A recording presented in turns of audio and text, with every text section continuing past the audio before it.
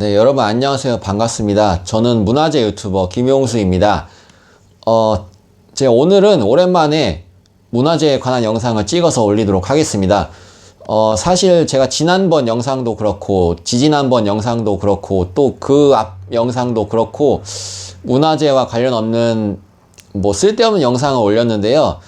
그 영상을 봐주시고 응원 댓글을 남겨주신 분들이 많아서 정말 감사드립니다. 어쨌든 오늘은 문화재에 관한 영상을 올려드리도록 하겠습니다. 오늘 소개해드릴 문화재는요, 경주에 있는 동궁과 월지입니다. 이 동궁과 월지는 굉장히 유명한 경주의 관광 명소죠. 야경이 특히 유명해가지고 여기 놀러가서 야경을 찍고 SNS에 올리는 분들이 많은데요. 놀러가서 야경 찍고 즐기고 그리고 사진 올리는 것까지는 좋은데 이 동궁과 월지에 대해서 미리 이곳이 과거에 어떤 장소였으며 어떤 원리로 만들어졌고 그런 정보까지 미리 공부하고 간다면 더 즐거운 여행이 되지 않을까 싶어서 이 영상을 만들어 올리겠습니다. 그리고 사실 제가 전업 유튜버가 아니다 보니까 여러 가지 할 게 바빠서 그런데 양해 말씀드리는데요. 제가 이거 유튜버 찍으면서 이렇게 자연스럽게 말하는 게 아니에요. 제가 이렇게 말 주변이 이렇게 좋은 편이 아니기 때문에 스크립트 같은 거를 적어가지고 외워가지고 말을 하는데, 그렇게 하다 보면 이 유튜브에 시간을 너무 많이 쓰게 돼서 그냥 오늘부터는 그냥 편의상 이렇게 말문이 막힐 때마다 이 스크립트를 여기다 적어놨거든요. 이 스크립트를 컨닝하면서 대사를 치도록 하겠습니다. 자, 그러면 동궁과 월지에 대한 설명을 하도록 하겠습니다. 자, 원래 여기는 조선시대부터 안압지라고 하는 이름으로 불렸는데요. 원래 이곳은 신라의 태자가 거처하던 신라의 태자궁이었습니다. 다른 말로 동궁이라고도 하죠. 근데 이 신라가 망하고 나서 이 동궁과 월지 일대가 폐허가 되면서 연못에 흙이 쌓이기 시작하고 관리가 안 되면서 이곳에 갈대나 부평초 이런 잡초들이 무성하게 자랐고, 그렇게 되고 나니까 이제 어떻게 되냐, 사람들이 이곳을 찾지 않게 되고, 그래서 쓸쓸하게도 철새들 있죠, 오리라던가 기러기 이런 철새들만이 찾아오는 그런 쓸쓸한 늪지대 같이 돼버렸습니다. 그래서 이곳이 안압지라는 이름으로 바뀌게 되어서 오랫동안 안압지라고 불리게 되었습니다. 그렇게 폐허인 상태로 쭉 이어져 오다가 1970년대에 이 경주 개발 계획이라는 게 세워져서 이 경주를 개발하기 위해서 이곳 이제 안압지 근처도 발굴을 하게 되었습니다. 그런데 생각지도 못하게 엄청난 양의 유물들이 쏟아져 나오게 되었습니다. 자그마치 33,000점이나 쏟아져 나왔는데요. 그래서 이곳이 매우 중요한 역사적 장소라는 것을 당시에 문화재 관리국이 인식을 하게 되었습니다. 그래서 이곳을 집중적으로 발굴 조사를 하고 최종적으로는 이곳을 현재와 같은 모습으로 복원을 하게 됩니다. 그 뒤에도 지속적으로 정비와 연구가 이루어져서 지금의 모습으로 이렇게 가꾸어지게 된 것이고요. 지금도 그렇고 앞으로도 계속 이 주변을 조사를 하고 복원해 나갈 계획이 있다고 합니다. 그러면 이곳 월지가 어떻게 만들어졌고 왜 만들어졌는지 한번 알아보겠습니다. 먼저 이곳이 언제 만들어졌는지 알아보겠습니다. 삼국사기에 나오는 최초의 기록은 문무왕 14년인 674년 2월자 기사입니다. 그 기록에 따르면 국내에 연못을 파고 가산을 만들고 화초를 심고 진귀한 금수를 길렀다고 나와 있습니다. 그리고 679년에는 동궁을 짓고 궁궐 안팎 여러 문의 이름을 지었다 하고, 697년에는 이 월지의 이제 주요한 건물 중에 하나인 임해전에서 군신들에게 연회를 베풀었다고 하는 기록이 있습니다. 그 뒤에도 많은 기록들이 나오는데요. 임해전에서 연회를 베풀었다, 그리고 어디가 망가져서 수리를 했다, 이런 식의 기록이 계속 쭉 나오다가 그리고 마지막에 나오는 기록은 931년 신라의 경순왕이 고려의 태조인 왕건을 동궁과 월지에 초청을 해가지고 연회를 베풀었다. 이런 기록이 마지막으로 나오고 끝이 납니다. 이곳이 문무왕대에 지어졌다는 삼국사기의 기록이 있는데요. 이것을 실제로 증명해 줄 수 있는 유물이 출토가 되었습니다. 보상화문 전돌이라고 하는 게 있어요. 이것은 고급 건축물에 쓰이는 일종의 포장용 벽돌인데요. 이 벽돌 중에 조로 인연이라고 하는 제작 연도가 적힌 그런 유물이 있습니다. 조로라고 하는 것은 당나라 고종의 연호를 말하는데요. 조로 2년이면 680년을 말합니다. 또 발굴된 기와 중에 의봉 4년 개토라고 문자가 찍힌 기와도 출토가 됐는데요. 의봉 4년은 679년입니다. 그래서 이걸 보면은 이 삼국사기에 기록된 동궁과 월지의 창건 연대가 어느 정도 실제로 믿을만 하다는 것을 알 수가 있죠. 어쨌든 이 삼국사기의 기록을 통해서 이곳을 지은 확실한 목적은 연회 장소로 쓰기 위해서였다는 것을 알 수가 있어요. 그리고 그거 말고도 다른 여러 가지 목적이 있다고 여러 학자들이 주장을 하고 있는데요. 대표적인 주장으로는 삼국을 통일하고 이것을 기념하기 위해서 백제와 고구려의 기술자들을 동원해서 이곳을 지었다는 겁니다.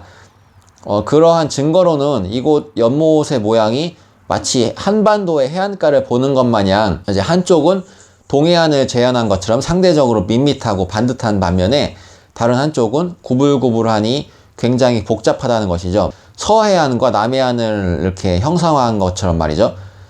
그리고 또 다른 주장으로는 이 연못이 경주 일대의 해안을 그대로 재현하는 것이라는 점입니다. 특히 한쪽으로 깊숙하게 쑥 들어간 부분이 있는데요.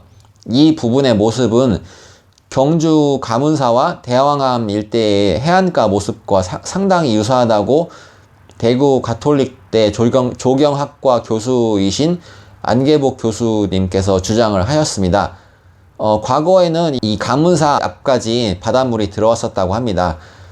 그래서 한번 컴퓨터로 이 연구하시는 분들이 시뮬레이션을 해봤는데요. 월지의 연못의 모습과 상당히 유사한 모양이 나왔다는 것이죠. 그래서 이곳 월지에다가 동해바다를 재현을 해놓고 호국을 위해서 용왕제를 지냈다고 하는 주장도 있습니다. 그리고 이 삼국사기에 보면은 임해전이라는 이름의 전각이 자주 나오는데요. 이 말 그대로 이 임해전이라는 말의 뜻은 바닷가에 마주한 건물이라는 뜻입니다. 그래서 이곳이 한반도의 바다를 재현한 것이든 아니면 경주의 앞바다를 재현한 것이든 어떤 주장이든 간에 바닷가를 재현한 것이라는 주장은 상당히 설득력이 있죠. 또 그거 말고도 다른 중요한 주장이 한 가지 더 있는데요.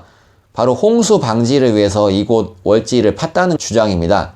사실 이곳 주변은 서라벌 왕경의 핵심적인 구역이지만 월지가 조성되기 전에는 홍수 시에 자주 침수가 되는 지형이라서 건물들이 들어설 수가 없었다고 합니다. 그래서 이곳 월지가 조성되기 전에는 이 일대가 개발되지 못했다고 하네요. 이곳 월지가 하는 역할이 구체적으로 무엇이냐면 홍수가 났을 때 엄청난 수량의 물을 저장하는 그런 저류조 역할을 했다는 것이죠. 이와 관련한 내용은 동국대학교 경주 캠퍼스 조경학과의 홍광표 교수님이 작성하신 월지 조성 목적의 중의성 고찰이라는 논문을 참조하시면 될 것 같습니다. 참고로 부가 설명을 하자면 저류조라는 게 뭐냐면 이제 집중호우가 내려가지고 물이 많이 나오면은 침수 피해를 입잖아요. 그래서 미리 저류조라고 해가지고 땅을 좀 파두는 겁니다. 그러면 그런 파둔 공간으로 물이 이제 그곳으로 이제 몰려들겠죠. 그러면서 그곳이 많은 양의 물을 가두게 되면 상대적으로 침수되는 정도가 덜 하겠죠. 그런 역할을 하는 것을 저류조라고 합니다. 그래서 이 당시에 신라인들이 저류조의 개념을 미리 알고서 이곳 월지를 만들었다는 것도 예상해 볼 수가 있습니다. 그리고 이곳 월지의 중요성에 대해서 말씀을 드리겠습니다. 이곳 월지가 중요한 이유는요, 단순히 야경이 멋있거나 관광 자원으로 쓸모가 있어서 그런 것도 있지만 바로 우리나라 조경 문화의 원류를 살펴볼 수가 있기 때문입니다. 우리나라의 대표적인 정원을 예로 들어보자면 창덕궁의 후원이나 아니면 전라도 담양에 있는 소세원, 아니면 전라도 해남의 보길도에 있는 부용동, 이런 것들이 있습니다. 그런데 아쉽게도 모두 다 조선시대에 만들어진 정원들입니다. 그래서 이 조선시대 이전의 시대에는 어떤 식으로 우리 조상들이 정원을 만들었었나, 이런 것을 알 길이 없었는데요. 이곳 월지가 발굴이 되고 이 실체가 드러나면서 통일신라 시대에 정원이 어떠했는가를 알 수 있는 중요한 단서를 제공해 주게 되었습니다. 그래서 이곳이 참 중요하다고 할 수 있겠죠. 그런데 제가 월지에 대한 공부를 하려고 어떤 책을 읽었는데, 그 책에 보니까 요즘에는 우리 고유의 이런 조경 문화가 사라지고 중국이나 일본의 조경 방식이 많이 차용이 돼서 이 정원이 꾸며지고 있다고 해요. 특히나 일본식 조경이 많이 조성이 되고 있다고 하는데, 그런 점은 참 안타깝습니다. 이런 조경하시는 분들이 이 안압지를 잘 참고하셔서 우리나라식의 조경을 만들어 주셨으면 하는 바람이 있습니다. 그리고 다음으로는 이곳 월지에만 있고 다른 연못에는 없는 특징을 말씀드리도록 하겠습니다. 총 4가지가 있는데요. 먼저 첫 번째로는 어느 곳에 가더라도 한눈에 전체가 보이지 않는다는 점입니다. 연못의 모양이 단순히 네모이거나 아니면 원형이거나 이런 모습이 아니고 굉장히 불규칙한 모습이라서 한자리에서 전체의 모습을 조망할 수가 없어요. 반드시 돌아다니면서 봐야지 전체를 볼 수가 있습니다. 앞서서 학자들의 주장대로 이곳이 이제 드넓은 바다를 표현한 느낌을 주려고 이렇게 한눈에 보이지 않게 만든 게 아닌가, 그런 추측을 해볼 수가 있습니다. 두 번째 특징은 입수 장치와 배수 장치가 굉장히 특이하다는 점입니다. 물이 들어오는 입수구는 월지의 남서쪽에 있는데 돌로 포장이 되어 있고요. 또 물이 여기를 따라오다가 중간에 거북 모양의 수조를 거치게 되어 있습니다. 이 수조를 지나고 나서 다시 중간에 작은 연못을 한번 거치게 되고요. 이곳을 거치고 난 후에 최종적으로 월지로 물이 입수가 되게 됩니다. 물을 바로 월지로 보내지 않고 굳이 이렇게 하는 이유는 물속에 들어있는 흙이나 모래 같은 불순물들을 가라앉혀주는 효과도 있고, 물이 높은 곳에서 세차게 이제 들어가게 되면은 연못에 이제 파문이라고 하죠. 물결이 강하게 일렁이기 때문에 잔잔하게 보이지 않고 물살이 좀 안정적이어야지 보는 사람도 좀 마음이 차분해지고 하는데, 그렇지 않으면 좀 곤란하겠죠. 그래서 그런 효과를 주기 위해서 이렇게 여러 장치를 거쳐서 번거롭지만 그렇게 여러 곳을 거치게 해서 물이 입수되게 한 것을 알 수가 있습니다. 그리고 물이 빠지는 곳은 뭐 이런 식으로 되어 있는데요. 여기에 나무 마개 같은 것을 꽂아서 수위를 조절할 수 있게 하였습니다. 마개를 많이 꽂으면 이제 물의 수위가 높아지는 것이고, 마개를 적게 꽂으면 수위가 떨어지는 것이죠. 그리고 세 번째 특징으로는 월지 안에 연못에 3개의 섬이 있다는 겁니다. 편의상 이 섬을 크기 순대로 대도, 그리고 소도, 중도라고 부르겠습니다. 이 3가지 섬에 대해서는 도교에서 말하는 삼신산을 재현한 것이라고 하는 주장이 있고요. 그리고 앞서 말씀드렸던 만계복 교수님께서는 이 3가지 섬을 신라인들이 독창적으로 창안한 것이라고 주장을 하고 계십니다. 그리고 마지막 4번째 특징은 연못의 동쪽과 서쪽의 모습이 크게 다르다는 겁니다. 연못의 물하고 육지가 만나는 부분을 호안이라고 하는데요. 이 호안의 모습이 동쪽은 상당히 복잡한 반면에 서쪽은 비교적 완만합니다.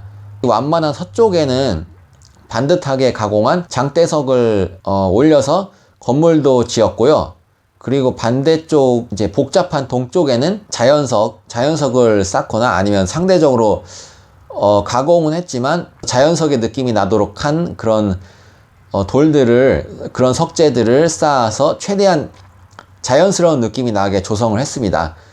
마치 음양의 조화를 보는 듯한 그런 느낌을 주고 있습니다. 사실 이런 거는 우리나라 건축에 많이 적용이 되고 있어요.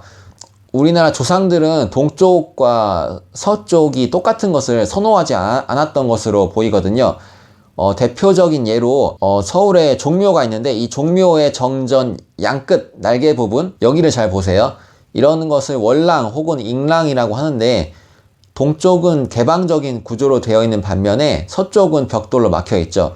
그리고 여기는 이제 불국사 대웅전 앞마당인데요. 동쪽에는 복잡한 모양의 다보탑이 서 있고 서쪽에는 간결한 모양의 석가탑이 서 있습니다. 둘 다 상반된 모습의 탑이지만 두 탑이 합쳐져서 조화를 이루는 그런 모습을 보여주고 있습니다. 제가 지금까지 너무 이론 설명만 한 것 같은데요. 영상의 플레이 시간이 너무 길어진 것 같아서 여기서 마무리를 짓도록 하고요. 그러면 다음 영상에서는 구체적으로 월지의 사진을 보면서 월지가 실질적으로 어떻게 생겼나 구경을 하는 시간을 갖도록 하겠습니다. 그러면 다음 영상에서 뵙도록 하겠습니다. 감사합니다.